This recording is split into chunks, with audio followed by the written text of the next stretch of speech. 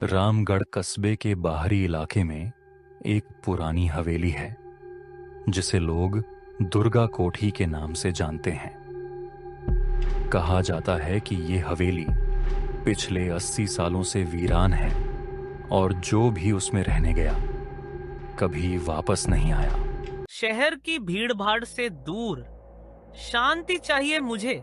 कला को महसूस करने के लिए एकांत चाहिए। यही वजह है कि मैं रामगढ़ आया हूँ। गांव वालों ने अद्विक को चेतावनी दी थी, दुर्गा कोठी में मत जाना बेटा, वो जगह ठीक नहीं है। लेकिन कलाकारों का मन चेतावनियों से नहीं डरता। उसे तो बस एक सुंदर दृश्य चाहिए या एक गहरी कहानी।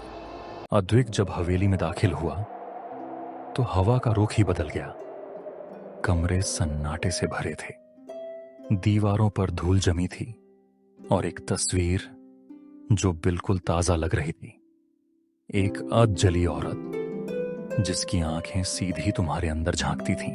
ये तस्वीर बाकी सबसे अलग है, जैसे ये मुझे कुछ कहना चाहती हो। उसी रात पहली बार कुछ बदला।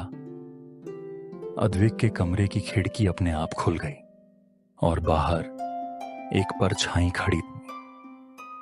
बिल्कुल वही चेहरा जो तस्वीर में था। आंखें जल रही थीं और होठों पर एक हल्की मुस्कान। कौन है वहां? अगले दिन जब अद्विक ने अपनी स्केचबुक खोली तो उसमें बना हुआ था वही चेहरा, वही औरत, वही जलती हुई आंखें जिसे उसने कभी बनाया ही नहीं था। हवेली में हर कोना अब एक कहानी कहने लगा था और अद्विक अब उस कहानी का हिस्सा बनता जा रहा था। धीरे धीरे अनजाने में। ये नीचे क्या है? एक तहखाना? हवेली के सबसे गहरे हिस्से में छिपी थी एक जली हुई डायरी। उस पर सिर्फ 2 शब्द थे, शारदा देवी। उन्होंने मेरी आत्मा को आग में कैद कर दिया। मेरी चीखें अब सिर्फ इस तस्वीर में बंद हैं। मैं तब तक मुक्त नहीं हो सकती जब तक कोई मेरी पीड़ा को समझे ना। क्या ये उसी औरत की डायरी है?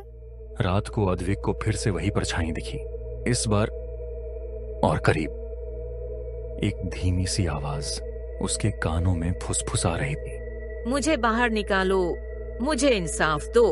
तुम्हें क्या हो गया है अद्विक? तुम बिल्कुल बदल गए हो। तुम्हारे चेहरे पर वो चमक नहीं रही। ये हवेली तुम्हें निगल रही है। यहाँ कुछ है रीमा, कुछ अधूरा जो मुझसे पूरा कराना चाहता है। रीमा डर गई थी। उसे लगने लगा था कि अद्विक अब अकेला नहीं है, शायद उसके भीतर कोई और भी है। और फिर एक रात रीमा को दिखाई दिया, तस्वीर में खुद का चेहरा जलता हुआ। ये क्या है? ये मेरी तस्वीर कैसे बन गई? तस्वीर अब सिर्फ दीवार पर नहीं थी, वो अब उनके सपनों में, उनकी सांसों में और उनके भाग्य में उतर चुकी थी। रीमा अब समझ चुकी थी कि ये महज कोई आम भूत या हवेली नहीं, बल्कि एक अधूरी आत्मा की तपती कब्र थी।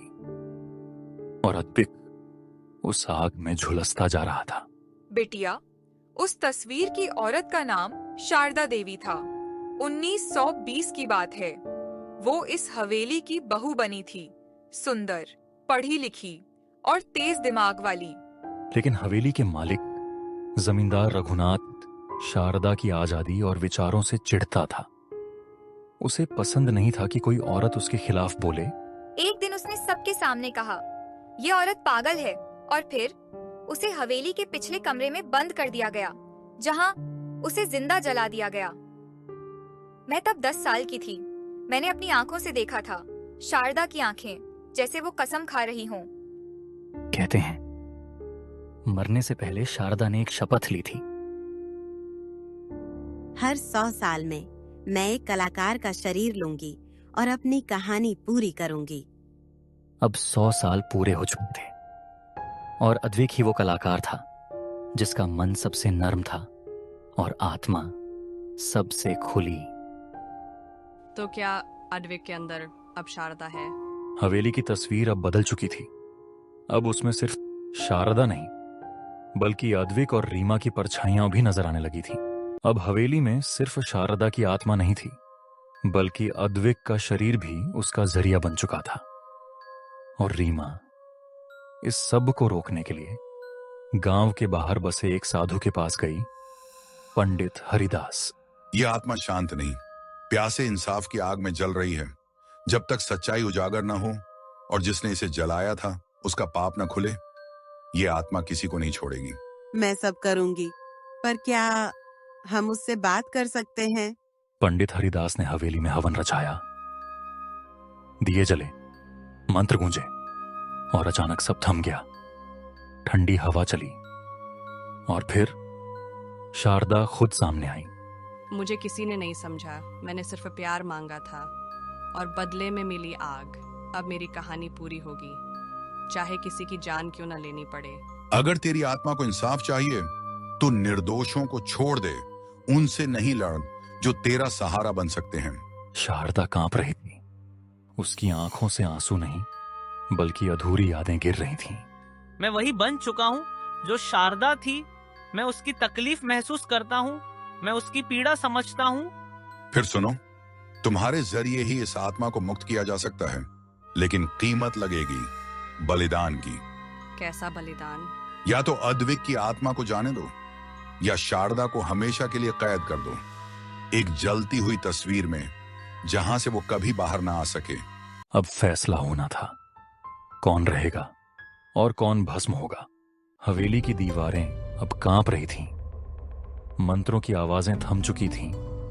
अब बचा था सिर्फ एक निर्णय, बलिदान का। मुझे इंसाफ चाहिए, मेरा सच दुनिया को पता चलना चाहिए। मैं अब वापस नहीं जाऊंगी। तुमने जो सहा वो गलत था, लेकिन अद्विक ने कुछ नहीं किया। कृपा करो उस पर।